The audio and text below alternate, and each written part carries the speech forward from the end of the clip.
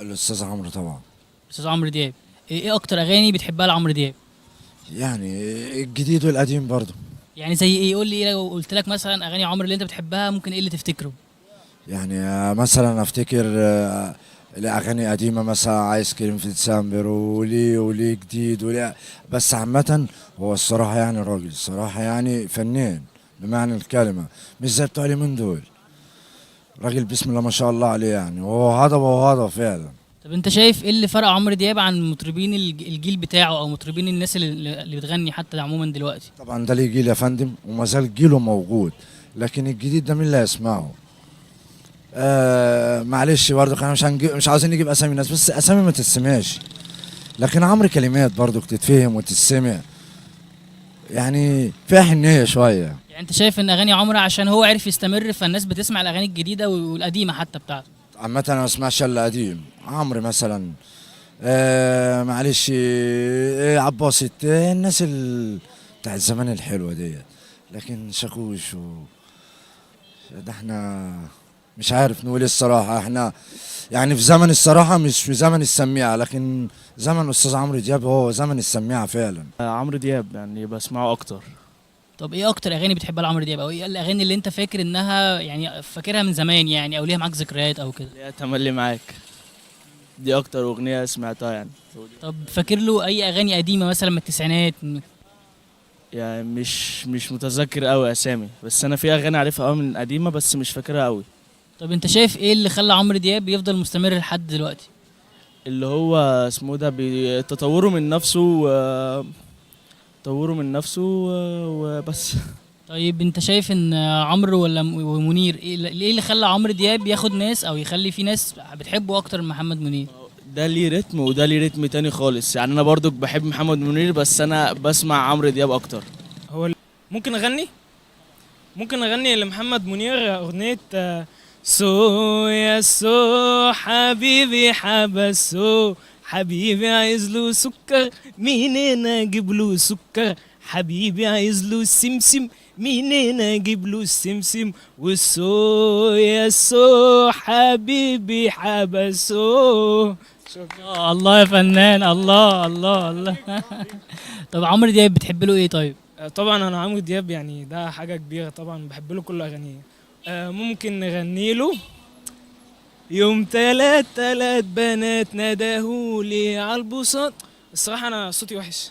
لا على فكره حلو. ربنا يخليك. خلاص طبعا عشان عندي برد وكده. طب ايه اكتر اغاني انت بتحبها او كنت بتسمعها وانت صغير مثلا لعمرو او منير؟ عمرو دياب بحب له شوقنا، والاغاني بتاعت ايس كريم في جليم، رصيف نمره 5. يعني دول يعني ناس فنانين ما ينفعش انا اتكلم عنهم. بس برايك مهم برضه اكيد يعني. انا بحبهم الاثنين طبعا، الهضبه عمرو دياب والكينج محمد منير مش هيجي بعدهم. من القاهرة. في واحدة كده بيترقص عليها. يوم تلات تلات تلات. لا لا لا لا، مش الرقصة دي، ثواني، الليلة دي.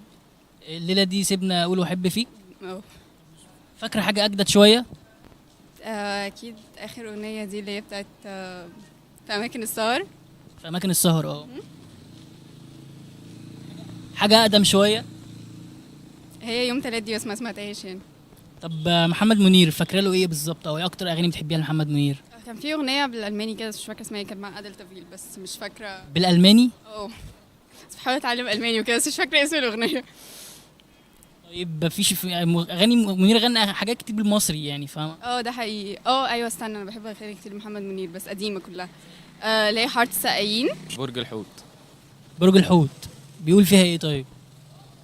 وبحبك موت واحب برج الحوت. طب فاكر له حاجه تانية قديمه مثلا؟ يعني اكيد في قديم، عودوني بقى ونور العين، يعني اي حاجه من الجيل ده. مش فاكر الصراحة. طيب بتسمع محمد منير؟ سمعت له قبل كده والله بس مش فاكر له اغاني الصراحة. اي اغاني قديمه، بكار بتاع يعني. بس مش فاكر اي كوبليه الصراحة. الاتنين. يعني مين اكتر شويه؟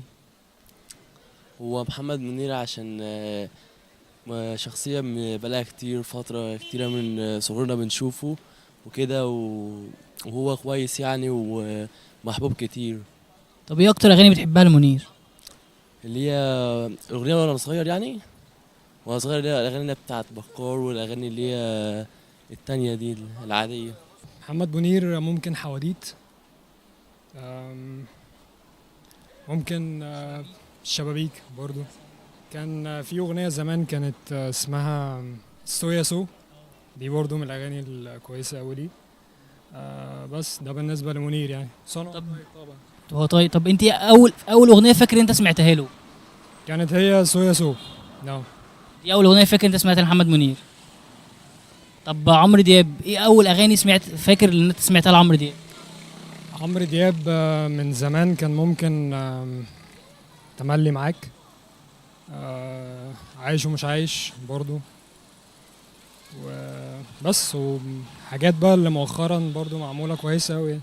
طب ايه اكتر اغاني الفتره دي يعني، او الفتره الجديده او الجيل الجديد بتاع عمرو يعني اللي بيسمعه شايف انها اغاني حلوه؟ يعني مش زي يعني في ناس بتقول ان اغاني عمرو القديمه احلى. ايه الاغاني الجديده شايف انها حلوه؟ والله الألبوم الأخراني كان طبعا مش عارف الألبوم يعني، أو بس ممكن أغاني معينة اللي تبقى برضو بتعلم مع الواحد شوية. ف لا يعني كان معظمها كويس. ما يعني شايف ان الالبوم الاخير حلو يعني؟ شايف ان هو كويس. انا مش من ضمن الناس اللي ممكن يقول ان الاغاني القديمه كانت افضل من الجديده، او ان الجديده مستوى مش قد كده. لا، هو بس ممكن يغير في نوع المزيكا شويه او نوع الكلام، فممكن الناس تبقى متعوده منه على مزاج معين كانوا بياخدوه من الاغاني دي. بس دلوقتي لا، يعني في النهايه هو بيقدم كل حاجه يعني. الاثنين الصراحة، اوقات ده واوقات ده، بس عمرو دياب يعني في اغلبية الاغاني عمرو دياب. طب ايه اكتر اغاني بتحبها لعمرو دياب؟ اكتر اغاني ممكن تملي معاك، وايه تاني، اغنية يا بلادنا حلوة اللي هي في الاعلان الاخير. الاتنين دول يعني اكتر اغنيتين بسمعهم. طب تفتكر اغاني حلوه بتحبها لعمرو دياب قديمه شويه؟ ايس كريم في نوفمبر. ايس كريم في جليم دي قديمه فعلا، يعني جيل. طيب انت شايف ايه اللي بيميز عمرو دياب عن بقيه المطربين اللي ظهروا في جيله او حتى اللي موجودين دلوقتي؟ يميزه ان هو بقاله كتير موجود، ويعني تحس ان هو شاب لسه زي ما هو، تحس ان سنه هو بيصغرش. تحس إن بيعرف يحافظ على مكانته يعني. بيحاول على مكانته، وحتى جسمه تحس ان هو عادي، مش واحد عنده 60 سنة ولا 50 سنة. سويا سو حبيبي حبسو اللي هي في تامر حسني.